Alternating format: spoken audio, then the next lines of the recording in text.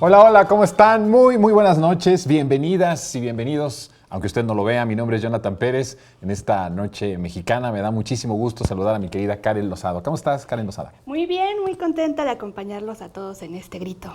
Sí, ya estamos a punto, ¿verdad? Ya se está a punto de dar. Mi querido Ulises Castañeda, ¿cómo estás? Bienvenido. Muy contento de estar con ustedes, con nuestro público y también el primer grito de Nuestra Señora Presidenta. El primer grito, la primera vez que una mujer va a dar el grito de independencia, lo cual también es un hecho histórico, ¿no, Karen? Un hecho histórico, un hecho simbólico y un hecho sin precedentes. Yo creo que terminando de grabar nos vamos al Zócalo todos. Todos al Zócalo a todos festejar. Al Zócalo. Bueno, pero por lo pronto estamos festejando desde aquí esta noche mexicana y también estamos festejando el 5º aniversario de este espacio de, aunque usted no lo vea, cumplió 5 años, su primer lustro, así que bueno, pues estamos contentos también por eso. Claro, una gran celebración y nos debemos a nuestro equipo y a nuestro público. Sí, la verdad es que sí. Muchas gracias a todos y a todas las que hacen posible, desde los camarógrafos, los técnicos, producción, cabina, que hace posible este espacio de aunque usted no lo vea. Y sobre todo que se mantiene en el gusto de la gente, que eso es muy importante, ¿no? O sea, es difícil que en la televisión haya un programa que dure 5 años y que se mantenga en el gusto y en la preferencia de la gente. Y eso lo agradecemos de todo, con todo el corazón y con todo el alma, ¿no? Totalmente. Muchas gracias a todos por acompañarnos todos los lunes. Todos los lunes. Pues vámonos a nuestro informe, porque les hemos preparado un informe con los últimos acontecimientos que han estado sucediendo estas últimas semanas. Son temas que ya se han revisado en algún momento, tanto aquí como en lo más absurdo, pero creo que es importante recapitular en esta noche mexicana lo que está sucediendo y lo que ha sucedido en las últimas semanas. Así que vamos a ver este informe y regresamos a comentarlo.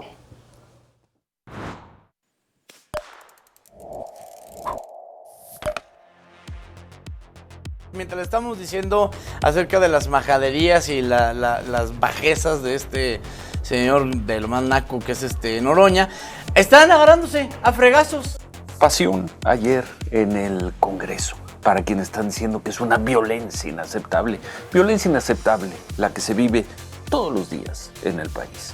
Son el PRIAN.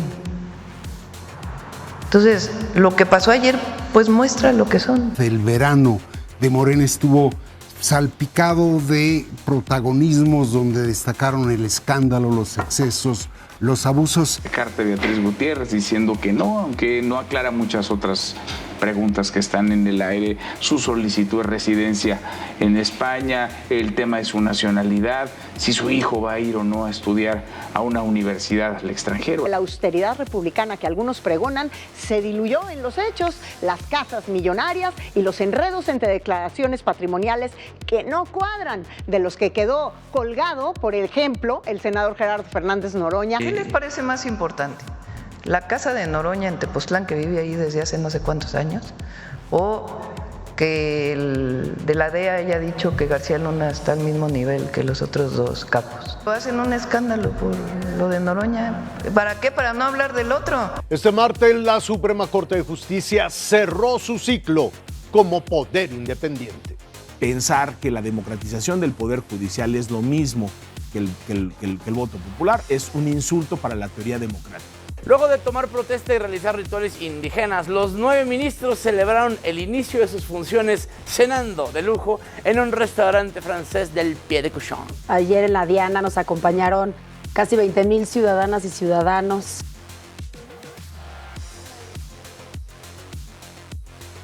Una movilización nacida desde la gente, desde las mexicanas y mexicanos hartos, desde las causas reales. ¿Qué hace aquí el día de hoy? Pues venimos a apoyar a la presidenta Claudia Sheinbaum Pardo.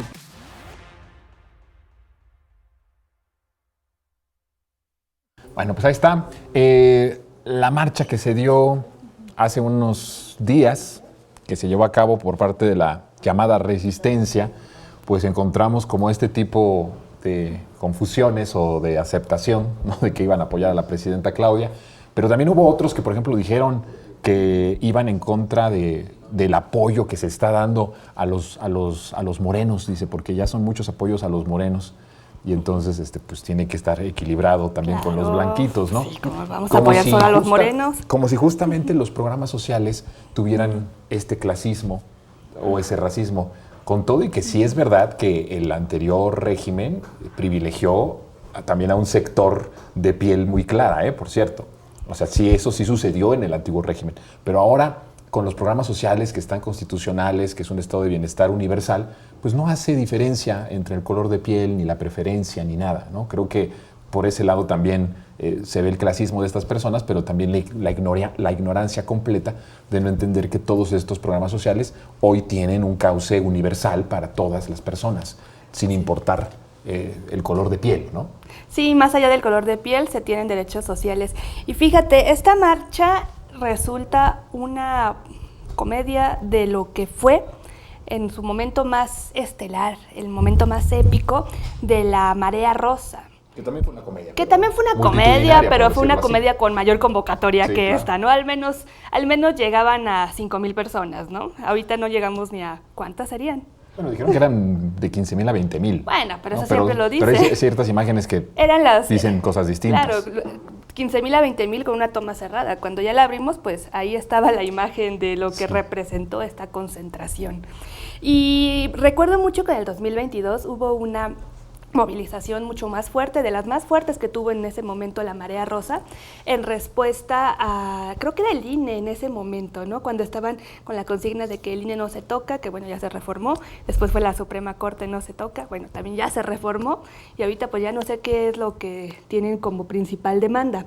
Pero en ese momento es que Andrés Manuel respondió con la épica, la marcha mítica, además de, ¿cuánto fue? ¿1 millón de personas? Sí, hubo muchísimas personas. En la que se tomó la fotografía que está ilustrando su libro de Gracias. Y que justamente esta fotografía también la intentó recrear de muy mala forma en esta última marcha la alcaldesa, en donde sale con este cúmulo pequeño de personas rodeándola, ella cual mártir en el centro, sobre un estrado en la Condesa. Pues no mártir, más que como heroína. La heroína de la oposición. Ajá. Y creo que esto refleja realmente el grave problema, la crisis en la que está metida la oposición del partidista de nuestro país. Veamos si en algún momento hay otro tipo de respuestas, de propuestas, porque es bien sano tener oposición, pero estas oposiciones son una burla, son el reducto de lo que de algún momento pudieron ser tanto los representantes del PRI, del PAN, con todo lo que representa esto que estoy diciendo,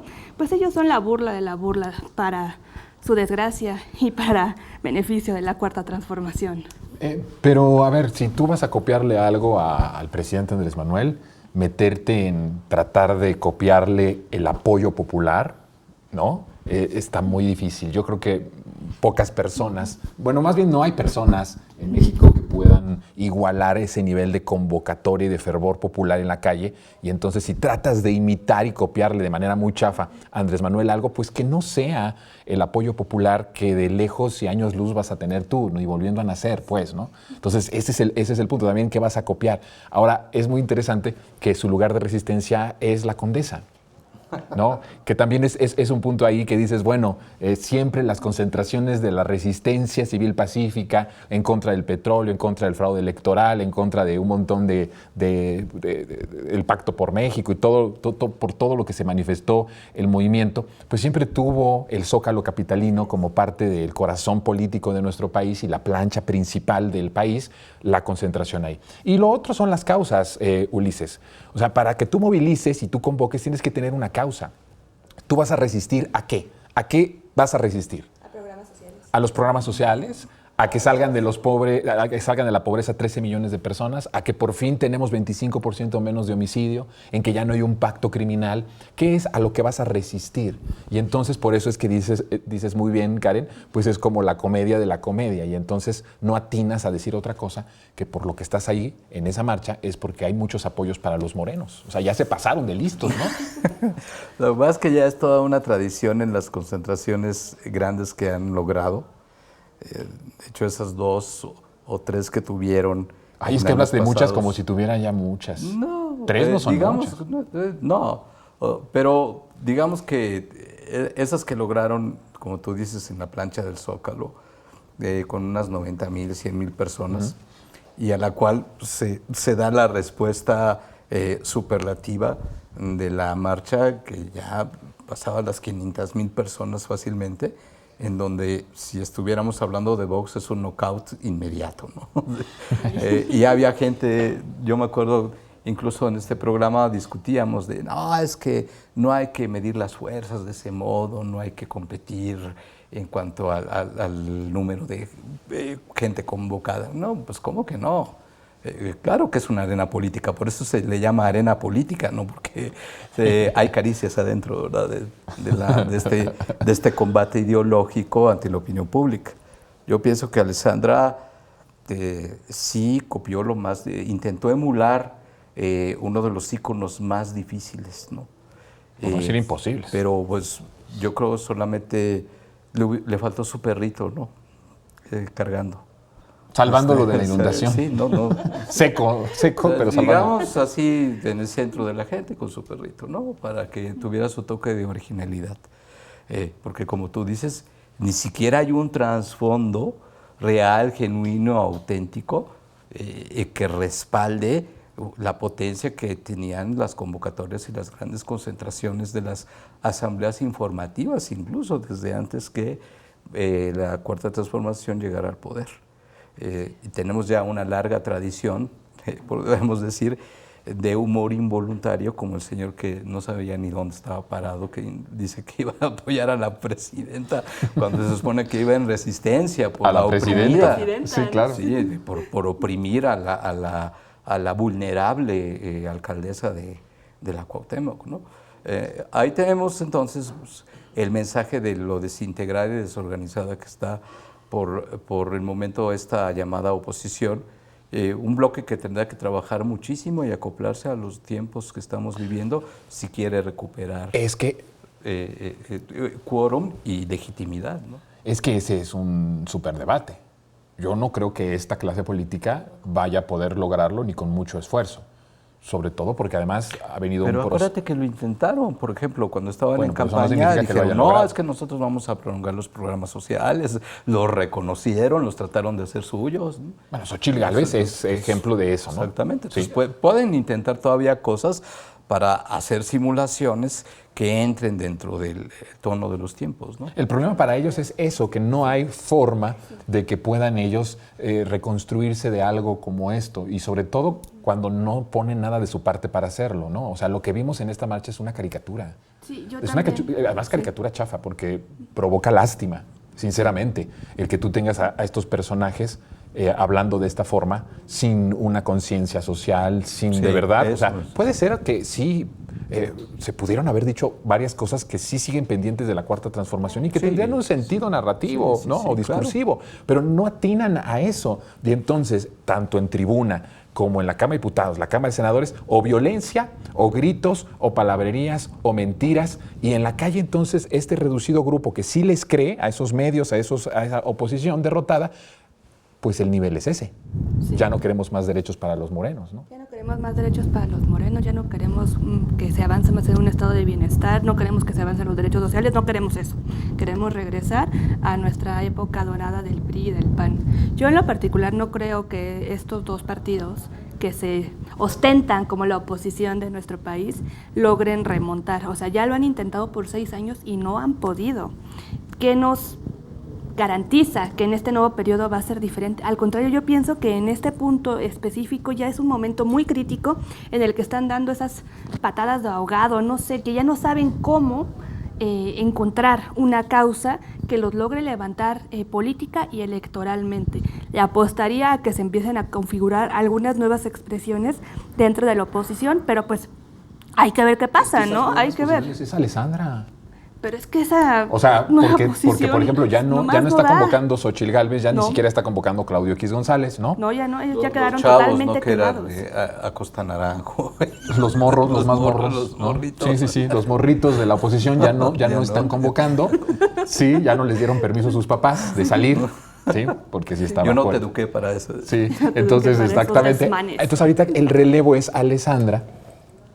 Y pues terminó en lo que terminó. Pero sigue siendo un relevo partidista, y este relevo partidista de plano no va a dar una, por más que nos pongan caras nuevas, pues van a tener a su mismo público, voto cautivo, pero no están generando empatía. O sea, ¿quién lo va a voltear a ver a un grupo, a una reunión, una concentración de chavos bien, que están totalmente desconectados de la realidad del país?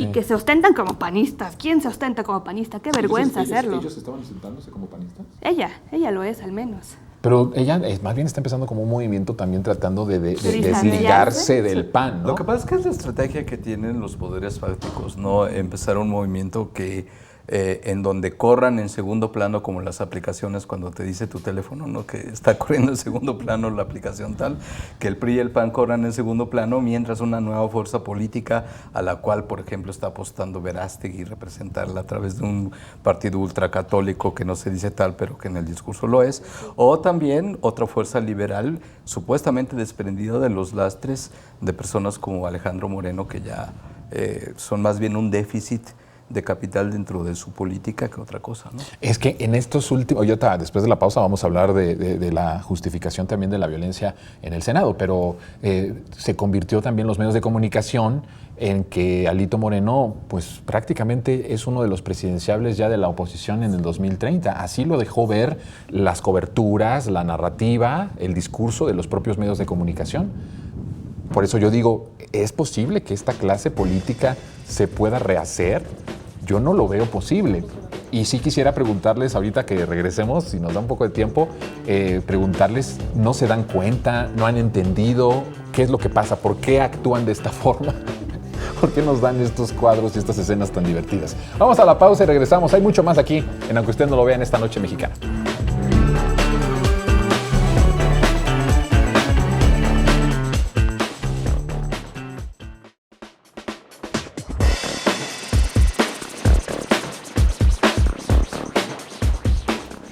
Bueno, pues ya estamos de regreso en Aunque Usted No Lo Vea.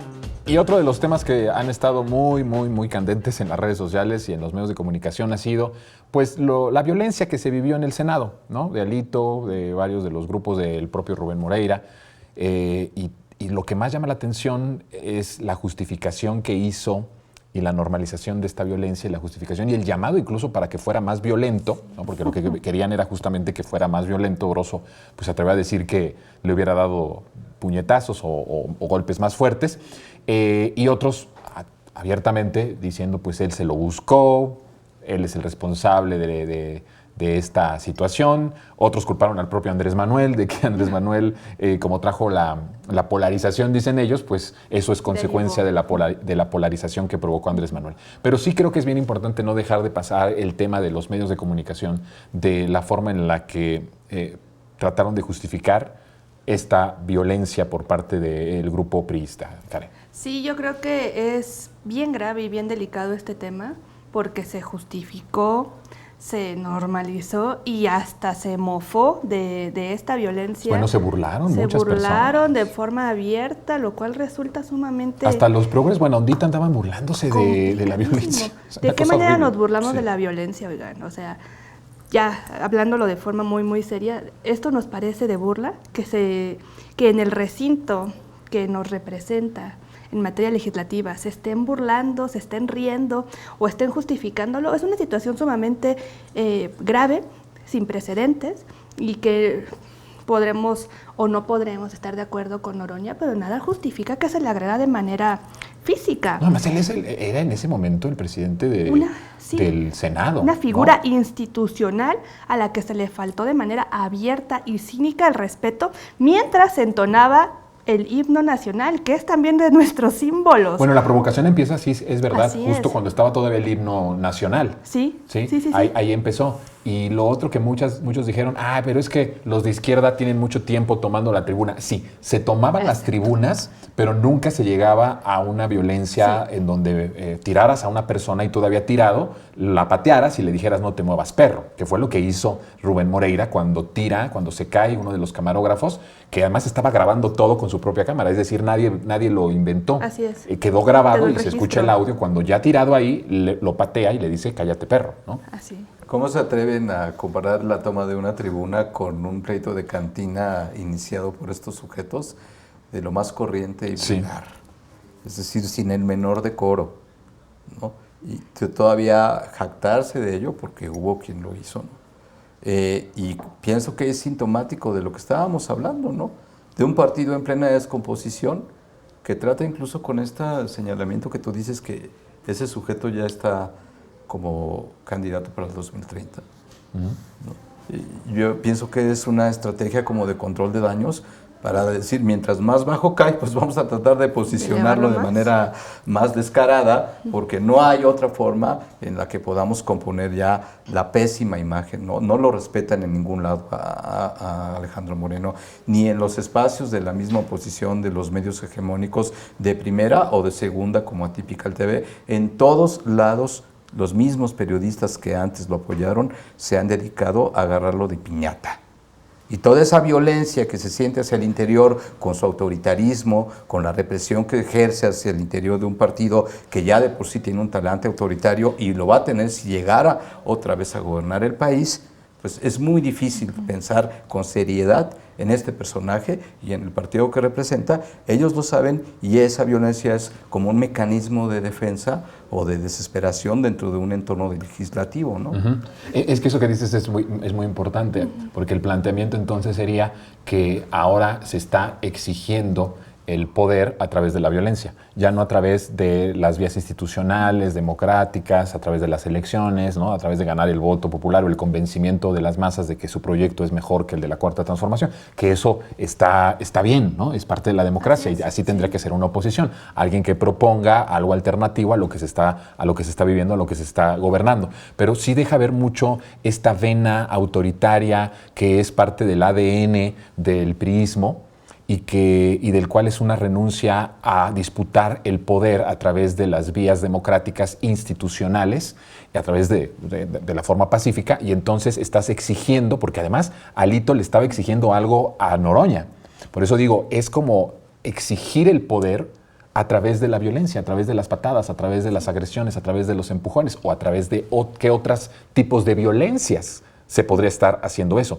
Ahora, lo otro es, Karen, tú también estás viendo como Alito se dará cuenta o no se da cuenta de que lo que hace le resta. Y ahí la pregunta es, ¿no será que están avivando a un grupo del pueblo social que sí está apostando lo que quiere apostarle como a la violencia?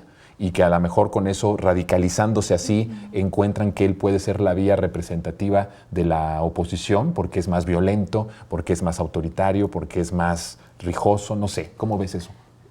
Son varias cosas. Lo primero es que sí, demostraron que ellos saben y quieren ejercer el poder y el control a través de la violencia, como lo han hecho históricamente. El priismo es el sinónimo de la creación de estos grupos de ultraderecha, de los porros, que tanto tiempo, así es, azotaron universidades, comunidades, pueblos, y que si pensamos en el priismo, pensamos en la tremenda represión que se vivió en la Guerra Sucia en nuestro país. Eso demostraron que sigue vivo con Alito a la cabeza.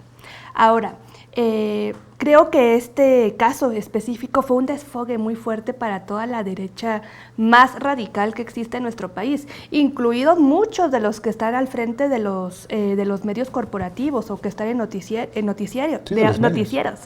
porque parecía que disfrutaban al momento de estar narrando este conato de violencia hacia Fernández Noroña, y pues también creo que resultaron más afectados todavía. No solamente fue Noroña, sino fue la diputada Dolores Padierna. Hasta la mamá Dolores le tocó ahí un golpe. A todos les tocó ahí porque el porrismo así actúa. No tiene reparo en quién sí y en quién no. Es contra todos. Y ahora, este desfogue también me lleva a lo que estás planteando. Hay un grupo, en efecto, dentro de la oposición, dentro de la derecha, la extrema derecha, que ve la violencia como un método para hacerle frente a este avance social del estado de bienestar y del gobierno de la Cuarta Transformación que hoy encabeza la presidenta Claudia Sheinbaum. Claro que Alito va a hablarles a ellos y va a intentar aglutinar o revivir cierto capital político que hoy no tiene. La mejor prueba fue la marcha de Alito convocada por Alito para defender a Alito, que realmente era... donde él estaba ahí. En donde Alito fue el que habló por Alito. Sí. El mejor ejemplo de que no tienen capital político es ese. Sí. Y está llamando a estos grupos, a estas personas que sí existen en nuestro país y sí son un sector, a que pues vean ese ejemplo de la violencia como un actuar de la oposición y se vea una alternativa. Esperemos que no tenga resonancia este tipo de llamados. Es complicado, pero al final, si es un llamado grave, de un procedimiento, de una decisión que ya han tomado, Así es, de querer sí. exigir el poder A golpes. a partir bueno, y además si fueran golpes y patadas nada más, Sí. que ya eso es mucho. Pero como están acostumbrados ellos, ha sido a través de las balas, ¿no? Sí, claro. O sea, es que ese PRI que mató a uno de los suyos en el 94, es el mismo PRI que pateó a un ciudadano que se cayó y lo pateó. Y vuelvo a repetir porque creo que sí es importante que subrayemos las palabras, ¿no? Lo que se dice desde los políticos, lo que dicen, el mensaje que dicen y lo que hacen. Un ciudadano común y corriente que estaba documentando la cuestión de lo que estaba pasando en el pleno, estaba grabando, lo tiran, lo patean ya en el piso y le dicen cállate perro. Esa violencia que mató a uno de los suyos en los 90s, o a varios de los suyos en los 90s, que después mataron y desaparecieron a opositores en el pleno salinismo, es esa línea política de acción violenta, autoritaria, que se ve reflejado en lo que sucedió en este pleno, que fue en la Cámara de Senadores, ¿cierto? Así es, sí. En el antiguo sede del Fue Senado. como revivir una escena de la Dirección Federal de Seguridad cuando tenían a alguien, oigan. Estoy segura de que eso es lo que se decía. Se rememora escenas eso. autoritarias del PRI, ¿no? Sí. Varios, ¿no? Sí, Varios claro. flashbacks. Los tuvimos al momento. Sí. Y los medios anhelando que regresaran esos tiempos. Regresando, o sea, como queriendo avivar el hecho de que esos tiempos eran buenos. Se resuelve algo con la violencia, se resuelve a alguien atentando contra su vida o desapareciéndolo o golpeándolo. Es como estas ansias que tienen también los medios de comunicación de regresar a esa violencia priista. Sí, la derecha es violenta, ¿no? Panista, priista, la base de la derecha es la violencia simbólica, psicológica y física e ideológica. De violencia multidimensional, llamémosle, desde ese punto de vista. Y así hay que verlo. Si ellos tienen como una estrategia atizar a un sector de la población que va a apostar por la violencia declarada física y ya sin ningún escrúpulo, van a tener que equilibrarlo de manera muy difícil con el otro discurso que están manejando, de que los violentos y los autoritarios son quienes están en el gobierno, es la cuarta transformación, es como decía en el infograma un fulano, ahí no me acuerdo si era un analista, que decía que la reforma judicial es un insulto a la teoría democrática. Yo digo, ¿cuál teoría democrática? Si hay 20,000, ¿no? De la cuestión judicial. En fin, ese tipo de violencia es la que prima. Y ahorita la tienen muy difícil para poder posicionar a un sujeto así, porque tienen que equilibrarlo con la narrativa que ya traen de acusar de violencia a la derecha estructural. ¿Cómo van a hacer para emparejar esas dos perspectivas? Pero eso es lo que decía yo la pregunta antes de irnos a la pausa, que ya no contestamos o que ya no se las planteé. Es decir, entonces, ¿se dan cuenta o no se dan cuenta? O no, ni siquiera lo que yo planteaba, lo planteé con Azul hace unos días, y le planteaba el hecho de, creo que es una derecha, es una oposición que ni siquiera ha entendido y interiorizado la forma tan fuerte que el pueblo les ha ganado todos los espacios. Los espacios en cuestión de nada más y nada menos que los tres poderes de la Unión, ¿no? El poder legislativo, el poder ejecutivo y el poder judicial. Entonces yo creo que es más bien eso, ni siquiera están como interiorizando el hecho de cómo terminamos aquí, ¿no? ¿Cómo terminamos en esta circunstancia, en esta situación? Y entonces mientras menos o más te tardes en asimilar lo que pasó, pues más va a ser ese retraso en una estrategia que te pueda de nuevo poner en la arena política a siquiera por lo menos competir y no dar risa y que nadie se burle de ti, de que no representas nada. O sea, a mí sí me llama la atención eso. ¿No se dan cuenta? O más bien, no lo han aceptado. Yo creo que porque llevan 7 años y no superan el Es triunfo que de Andrés hay Manuel. fases Ya no de digas duelo, tú el de ¿no? Claudia. Hay fases de duelo y hay una fase que es la violenta. ¿La negación? Sí. La violenta. Primero es la negación y luego viene la furia. Viene el enojo. Están en ese. El enojo. Y entonces todavía están instalados en esa fase del duelo, pero no dudo que sus tanques de pensamiento y sus centros estratégicos sí estén rebasando esa condición, ¿no? Este tipo de exabruptos sirven para romper y amedrentar dentro del Congreso dentro del entorno legislativo, pero pienso que si se deciden con una estrategia, tendría que ser de otra manera y van a pensarlo mejor. Yo no veo otra manera más que la violencia. Yo también. O sea, pero una violencia estratégica, una violencia distribuida a través de estrategias de campaña política, de este golpeteo de difamación que hemos vivido contra la 4T y todo esto. Y con otros factores, perdón, nada más una cosa, con otros factores que siguen siendo factores importantes, porque estamos hablando de la oposición política representada ahí en los partidos y en la Cámara de Diputados y Senadores. Pero aquí estamos hablando de justo esto, un escenario en donde sigue la oligarquía, siguen los poderes fácticos, incluido el crimen organizado, ¿no? Que además actúa violentamente en contra de un régimen transformador. Eso hay que decirlo abiertamente. Yo estoy de acuerdo con lo que dice Uli, solamente que sí precisaría que lo de Alito no fue un hecho aislado, no fue un exabrupto que le nació de la nada, ni mucho menos. O sea, se ve de forma sistemática cómo rodean al senador Fernández Noroña y se ponen en los puntos así, de tal forma que lo pudieran tener. O sea, fue una trampa y esperaban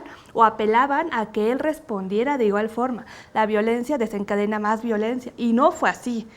Yo creo que ahí, aunque intente justificar todos estos medios, el actuar de Alito y ponerlos en el mismo nivel, no les termina de salir frente a la opinión popular, que es la más importante, porque no hubo una respuesta del otro lado. Al final quedaron ellos como unos porros y quienes están amparando o burlándose de esta violencia se ponen al mismo nivel. Se ponen al mismo nivel. Es verdad. Sí. Es que es imposible, porque antes ellos decían lo que pasaba en la televisión o lo que no pasaba, ¿no? Lo que no pasaba no existía o no estaba sucediendo, aunque sí lo estuviera sufriendo el pueblo. Pero ahora estábamos viendo todos en las redes sociales lo que estaba pasando y ellos estaban narrando otra escena.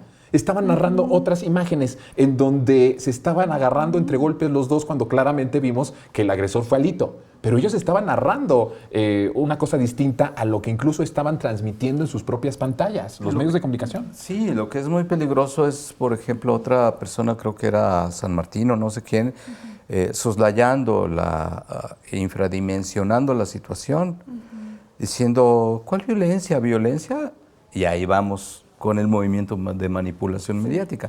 Violencia la que se está viviendo en las calles, en la población. Ciro Gómez Leiva, ¿cuál violencia? Está justificando violencia dentro del espacio legislativo. Claro. O sea, Ciro está mandando un mensaje salvaje a la opinión pública. Es un salvajismo.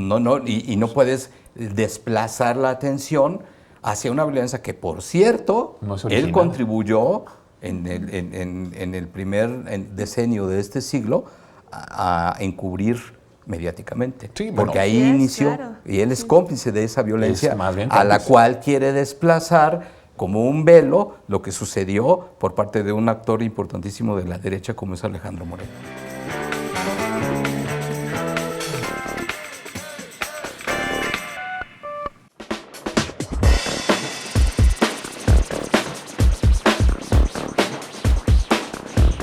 Ya estamos de regreso, seguimos en esta noche mexicana, en este que es el mes patrio y también festejando, celebrando 5 años de Aunque Usted No Lo Vea y seguir agradeciendo a toda nuestra audiencia su apoyo, su respaldo, porque sin ellos nada, ¿no? Ha quedado demostrado, sin ustedes absolutamente nada. Mi querido Ulises, pues vamos con el tema del Poder Judicial, porque también se consuma un hecho histórico, más allá de que seas de Morena o seas de izquierda o no, el hecho en sí de que la gente tuviera esa posibilidad de elegir en las urnas a sus ministros, a todo el Poder Judicial, ¿no? Pues son más de 800 puestos, ¿no? Incluidas ministras y ministros, magistradas y magistrados. Eso es un hecho histórico y de nuevo, pues la narrativa de todos en la oposición conectadísima con los medios de comunicación, los medios hegemónicos, diciendo que pues ahora sí ya es la dictadura, que México ya perdió completamente todos los mecanismos de equilibrio de poder y entonces, bueno, pues empezamos a ver un montón de argumentación para tratar de deslegitimar desde el primer día. Es más, no pasaron ni 5 horas, porque esta toma de protesta y el discurso que da en la Suprema donde acude la presidenta terminó como a las 11:30. Sí. A las 12, 12:30 de la madrugada, ya estaban diciendo que estaban cenando en un restaurante de gran fifí o de mucho lujo, ¿no? Y lo sacó Reforma en su periódico, es decir, fue una fake news así completa, de esas que salen en primera plana de Reforma. Después se desmintió, pero ya el acoso, el hostigamiento y la mentira alrededor del nuevo Poder Judicial o del nuevo Suprema Corte, la nueva Suprema Corte, con mentiras, ¿no? Tratando de deslegitimarla y tratando de atacarla. Así es, Jonathan, no tardaron ni media hora en empezar con la campaña, ¿no? Y va a ser la tónica, ¿no? Ha sido la tónica ya en estas últimas 2 semanas. El localizar quirúrgicamente contradicciones con el discurso de autoridad, de austeridad, con el discurso de austeridad, de ausencia de ostentación que ha manejado la Cuarta Transformación, e ir checando, ¿no? De manera quirúrgica diariamente quién se pone qué abrigo, quién anda en qué automóvil, quién comió en cuál restaurante o se tomó fotos en las vacaciones de no sé dónde, ¿no? Aparte de que el ministro Aguilar se llama, yo no estuve allí, yo me quedé trabajando toda la noche, ¿no? Ni Loretta Ortiz, que presume allá estar con camellos en Egipto en sus viajes, ni ella presumió de haber estado ahí, dijo, nos quedamos trabajando. Digo que aparte hay un gran nivel de mentira en aquella noticia que el Reforma sacó, pero ya nos van apuntando cómo tratarían de erosionar la imagen de la Cuarta Transformación a través de lo que ya habíamos en programas pasados señalado, que es constante hipervigilancia de que se va a sumar el Poder Judicial, se va a sumar el Poder Judicial a eso. Se va a sumar el Poder Judicial ahora porque es el aspecto más sensible. Ahí van a cargar las baterías en, a ver, no que los sueldos bajos, sino que la sencillez ante todo, la austeridad, ¿no? Y la no exhibición de los lujos, en fin, se viene durísimo porque todo el día 24/7 van a estar ahí con lupa, viendo quién tiene qué, cuál reloj, qué zapatos, qué bolsas, en fin, ¿no? Detalles para desviar la atención del logro democrático que fue ahora sí vuelvo al tema ya para terminar, a este insulto a la teoría democrática que decía el compañero. Y digo, ¿cuál teoría democrática? Hay muchas, perdón, ¿no? Pero ellos nada más tienen una, pues es la que rifa. Otro de los puntos que creo que sí es importante que digamos es el hecho de, por un lado, dices tú, hipervigilancia, ¿no? Al que se va a sumar el Poder Judicial, porque ya el Poder Ejecutivo pues estuvo no vigilado, hostigado, calumniado. El expresidente, o sea, que ya que tienen. Por eso, entonces, a ver, sí, ya se venía ahí con la presidencia, al Poder Legislativo siempre le ha tocado, ¿no? Sí, pero ahora con lo del Plan C, la mayoría calificada, pues les fue también muy vigilados, muy golpeados. Ahora van a tener el Poder Judicial. Eso por un lado en los medios de comunicación. Pero vamos a ver cómo se pone la reacción de los delincuentes de cuello blanco y de los delincuentes del crimen organizado. Recordemos que el Poder Judicial se renueva no por una ocurrencia de Andrés Manuel, ni por un afán de venganza, porque una señora ministra en ese momento no se paró en un acto protocolario, ¿no? No fue por eso, porque también vi la narrativa de los medios de comunicación muy perversos de decir, no, es que esto es consecuencia de que a Andrés Manuel le dolió mucho que no se pusiera de pie la señora Norma Piña. Bueno, pues eso es banalizar falso, y es falso, es ridículo. Sino que tiene que ver con que efectivamente tanto los delincuentes de cuello blanco como los delincuentes del crimen organizado tenían en el Poder Judicial, en todos sus jueces y en sus ministros, una protección que les evitaba que pagaran impuestos o que los liberaban cuando ya estaban en un proceso jurídico, en un proceso legal. Vamos a ver cómo se pone la reacción de los poderes fácticos. A mí me parece que esto de que se vas a la cena y que te compras un reloj de tanta cantidad de dinero o unos zapatitos por allá también de tanto dinero, va a ser como que lo menos o va a ser como lo más banal, pero a donde yo sí creo que hay que ponerle mucho ojo es cómo van a presionar al nuevo Poder Judicial para que se doble y para que termine siendo o repitiendo las mismas maneras del anterior derrotado en las urnas democráticamente por el pueblo el 1 de julio. Es que justo ese es el riesgo y el gran reto que va a tener este nuevo Poder Judicial. el hacerle frente a todas las presiones que vengan tanto de los grupos empresariales, que muchos de ellos más que empresarios son usureros. No hablo de los empresarios que tienen todo en orden, sino de estos usureros como Salinas Pliego, por delincuentes, ejemplo, ¿no? Delincuentes fiscales, además, también. Veamos cuál va a ser la reacción de este tipo de personas que se opusieron tanto a la reforma al Poder Judicial, porque ya no van a tener estos amparos eternos que los dejaban totalmente fuera de pagar impuestos. Eso por un lado, pero también los grupos criminales que tenían un día sí y el otro también amparos para que persona que detenían fuera liberada, persona que detenía, los sabadazos. Los sabadazos de liberación. De los que hablaba tanto Andrés Manuel en las mañaneras y que tuvieron que hacer 1001 cosas para que se frenaran y con todos no se pudo. Muchos aún así avanzaron, procedieron porque es otro poder. Creo que eso va a ser el gran reto que van a tener más allá de esta lupa que se tiene respecto a las cenas que tengan o a lo que usen o no usen. Sí. Y van a probarse frente a la gente con ello. Me gustó mucho lo que dijo el presidente de la Corte, Hugo Aguilar, que ellos van a trabajar para ganarse la confianza de la gente a partir de los resultados, las sentencias que estén pues dando en los próximos días. Es decir, a partir de los resultados ellos se comprometen a ganarse la confianza de todas y de todos los mexicanos. Pero el reto que tienen frente a estos dos grandes poderes pues va a ser inmenso. Sí. Ahora, yo quisiera resaltar algo que me parece bien importante. Mucho de la comentocracia está poniendo al Poder Judicial, porque es la narrativa, claro, al Poder Judicial a la misma...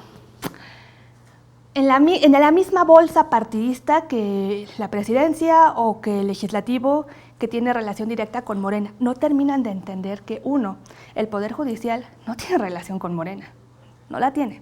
Y dos, el Poder Judicial, como el legislativo, como el ejecutivo, más allá de un partido, responde a la voz de la gente, a la voz del pueblo. La representación del pueblo. La representación del pueblo y de quienes quieren que sean sus representantes en cada uno de los poderes. No terminan de entender o no quieren dar esa línea que sí tiene una diferencia clara, porque claro que es mucho más fácil decir, todos son de Morena, todos son igual, el partido hegemónico que ahora tiene bajo su control todo. Sí, con eso no es legitimarlo. Son jueces de Morena. Y es banalizarlo también. No, pero de nuevo, de no entender absolutamente nada. Y yo creo que está muy bien que no lo entiendan, porque mientras más se tarden en entenderlo, más se avanza. Más va a avanzar un proceso de transformación. El otro punto es, Ulises, sin duda alguna, el hecho de los resultados de la Suprema Corte de Justicia. O sea, el peso histórico en sí mismo es un momento histórico, ¿no? Que hayan tomado protesta los que eligió el pueblo. Pero por otro lado es el peso de la historia sobre ellos y la expectativa que hay real, legítima, que viene de la base, que viene del pueblo, con respecto a una justicia real, con respecto a un poder judicial que le ha quedado a deber a los mexicanos y a las mexicanas. Y eso creo que es una de las cosas más importantes. ¿Tú sientes que va a ser acelerado este proceso para ganarse la confianza de los votantes y de los no votantes desde el Poder Judicial? Aquí, aunque usted no lo vea, hemos dejado claro en el análisis, ha habido un consenso desde que estaba la batalla para que esto se diera, de dos cosas, ¿no?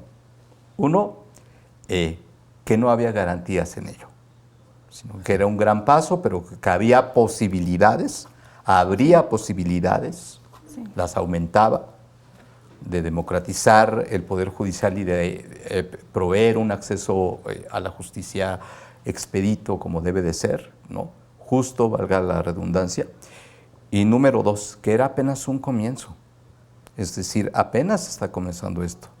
Esto es la plataforma. Y aquí lo que le toca a ese poder popular es la observación sistemática de que lo que se prometió con esto, de que esas posibilidades que se abren y que se vuelven más grandes de una auténtica democratización e impartición de justicia correcta, se lleven a cabo. Tu pregunta es muy difícil. ¿Puede que sea acelerado? No pienso que lo que dice Karen es muy importante y tú también lo habías comentado, ¿no? Van a estar bajo mucha presión porque hay auténticos gángster hacia el interior. Karen dice, los empresarios que tienen en orden. Karen, yo pienso que En la alta iniciativa privada, o sea, la alta, no el empresario medio, sino en la alta iniciativa privada, difícilmente hay un personaje que tengas todo en orden, porque viven del desorden precisamente de fiscal con anuencia de los poderes judiciales anteriores. Sí. Tienen el sistema Pegasus. Hay antecedentes de que entre ellos mismos se espían, se presionan, se ven los WhatsApps, se intervienen. Entonces se viene una presión que yo pienso que va a ser difícil, y pienso que un escenario posible es que si queremos que esto se acelere, respondiendo a tu pregunta, Jonathan, va a depender mucho de la seriedad con que todos los que hicimos posible esto nos tomemos de ahora en adelante las funciones de estos nuevos ministros que están ahí y obviamente de toda la estructura que subyace también en el resto del sistema judicial. Justamente el 11 de septiembre arrancó las audiencias públicas del Poder Judicial, y dentro de los temas que van a estar tomando como los principales o los primeros tiene que ver con las cuestiones fiscales. A mí me parece que un mensaje hacia el pueblo y un mensaje de verdaderamente de refundar al Poder Judicial tiene que ver automáticamente con el cobro inmediato de los impuestos, no solo de Salinas Pliego, pero que Salinas Pliego es su más grande representante, pero de otros más que también deben, porque no solamente Salinas Pliego, es como que nos concentramos en Salinas porque es escandaloso que deba 74,000 millones de pesos, pero hay otros más que deben miles de millones de pesos. Y creo que uno de esos puntos en donde la Suprema Corte tiene, y seguramente lo sabe, y lo tiene bien interiorizado, a diferencia de la oposición, que no superan el triunfo de Andrés Manuel todavía. Fíjense, ya pasó tanto tiempo, 7 años. Pero yo creo que la Suprema Corte sí tiene que estar muy interiorizando de que ese punto de las cuestiones fiscales puede ser el ejemplo de que la gente verdaderamente pues confíe en su Poder Judicial, ¿no? Por primera vez en la historia. Sí, justo, creo que es un mensaje muy poderoso para la población, los que votaron y los que no votaron, porque es una de las demandas que más se sienten en el día a día entre la gente en la calle, cuando platicas con la gente. ¿Por qué ellos no están pagando impuestos y yo sí tengo que estar pagando? Es un mensaje muy poderoso que por un lado sí busca responder a esta demanda, pero por el otro también está demostrando que así es como se empieza a construir y refundar una nueva corte, a partir de garantizar que la justicia es para todos y que nadie está fuera de la ley, como estaban acostumbrados estos empresarios, estos grandes grupos que podían hacer lo que quisieran y que pensaban que el país básicamente era suyo y que el Ejecutivo, el Legislativo y el Judicial estaban para obedecerlos. Es un mensaje poderoso y muy bueno, sometidos a los caprichos de estos grandes consorcios. Sobre todo los transnacionales. Así es. Sí, porque también, digamos, a lo mejor estaban sometidos a los nacionales, pero ni siquiera era eso, eran a las transnacionales, a los intereses yanquis. Bueno, algo más, porque hasta tenemos otro tema que me parece que es importante con respecto al Poder Judicial. ¿No? Bueno, vámonos al otro tema, porque el otro tema también es importante. Porque luego dicen, ay, es que estos nada más hablan de los temas que les conviene, pero no, hay temas que también pues, son cosas que de repente ya no se quieren decir en otros medios, en otros programas, en medios públicos, pero que sí es importante asumirlo. Y el hecho es que sí ha habido una serie de acontecimientos que ponen en entredicho, y aquí yo quisiera abrir en poquito tiempo, porque ya no tenemos mucho, el debate de la cuestión de la austeridad republicana. La casa del propio Noroña, de 12 millones de pesos, los viajes de uno de los hijos de Andrés Manuel, los viajes de Mario Delgado, los viajes de otros personajes y el propio Ricardo Monreal, que creo que empieza con Ricardo Monreal cuando miente, ¿no? Y después cuando lo cachan, pues qué necesidad de que te cachen y que quedes además de que eres contrario a la austeridad republicana, además que eres como un mentiroso. Bueno, pues este escándalo o esta serie de escándalos se han querido ir elevando en los medios, que se suma con la fake news de que los ministros se fueron a cenar en un hotel, en un restaurante lujoso, y que se van a ir sumando. ¿Esto le resta a Morena? ¿Tú ves que esto le resta, ojo, no electoralmente, porque parece ser que políticamente y electoralmente no le resta? A lo que yo me refiero es, le resta en cuestión de los principios fundacionales del movimiento, que siempre Andrés Manuel dijo vivir con la justa medianía, el que se tiene que amarrar es el gobierno, no el pueblo, no puede haber gobierno rico con pueblo pobre. Rápidamente, a ver, ¿qué piensas? Yo creo que sí. Sí, yo siempre he estado incómodo con ese tipo de cosas. Sí, hay una pérdida en cuestión de eso. Todavía tenemos un amplio colchón de credibilidad y legitimidad basada en la efectividad de este gobierno a diversos niveles, con todos los grandes retos que todavía hay que cumplir, pero ese capital se puede agotar si siguen ese tipo de exhibiciones. Es decir, si son puntos neurálgicos débiles que ahorita todavía pueden tener un contrapeso, pero sería más fácil para el movimiento si no se tuviera que lidiar con ese asunto. Ok, entonces tú piensas que se puede contagiar esta falta de credibilidad o de... Mete ruido y puede afectar el electoral en algún momento. ¿Tú qué piensas, Yo Sara? creo que le resta a esas personas en específico. Yo también pienso eso. Le resta a quienes fueron referentes del movimiento, del partido, y los debilita políticamente. O sea, o los debería debilitar políticamente. Yo pienso no siento que automáticamente queden debilitados. No. Tal vez todavía tendrían un margen como para resarcir ese daño, pero si no hay una voluntad para cambiar esa situación, pues claro que los va a terminar debilitando. ¿Con qué cara van a pedir el voto? Con uno de los principios básicos éticos de Morena, particularmente, si están, pues por el otro lado, haciendo estos actos de despilfarro. Así que más que debilitar al partido, al movimiento, son a esas personas en específico que sí fueron referentes importantes en algún momento, o que todavía lo son algunos, ¿eh? Sí. Ahora, yo quiero hacer otra provocación, porque los vi muy tibiezones, muy cautos, ¿no? Muy cautos. No, a ver, porque lo que yo pregunto es, y escuché a colegas, a compañeros queridos, muchos de ellos, que decían, ahora son entonces los de la derecha que le van a decir a uno de izquierda en dónde comer, qué comprar, dónde viajar, en dónde vivir. ¿Ese argumento cómo queda, Ulises?